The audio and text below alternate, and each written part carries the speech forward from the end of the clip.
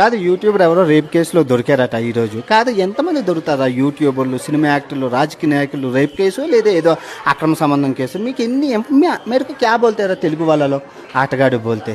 మీకు ఆ బ్రెజిల్ దేశం గురించి చెప్పానా, 10 మంది అమ్మాయిలకి 2 అబ్బాయిలు, మిగతా 8 మందికి ఎవరు చేస్తారు? బాగా చదువుకొని అలాంటి దేశాలు వెళ్ళా 8 మందికి పుణ్యం కొట్టుకోనరా.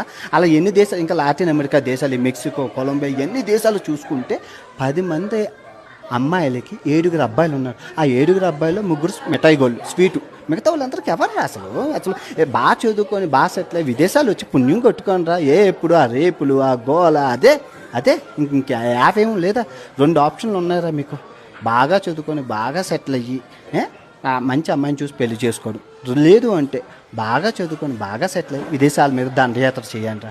ఏంటి ఎన్నికి అంతకని చెప్పాలి. థాయిలాండ్ వెళ్ళండి, ఆఫ్రికా వెళ్ళండి, విదేశాలు వెళ్ళి పుణ్యం కొట్టుకోండి. మన దేశం ఇదిగో, మన దేశంలోని స్త్రీ సంఖ్య తక్కువ ఉంది. 10 మంది అబ్బాయిలకి 8 మంది అమ్మాయిలే ఉన్నారు. అలాగా వాడుకోవడానికి అక్రమ సంబంధాలకి తప్పది. మన సంస్కృతి సాంప్రదాయాలు ఒప్పుకోవు.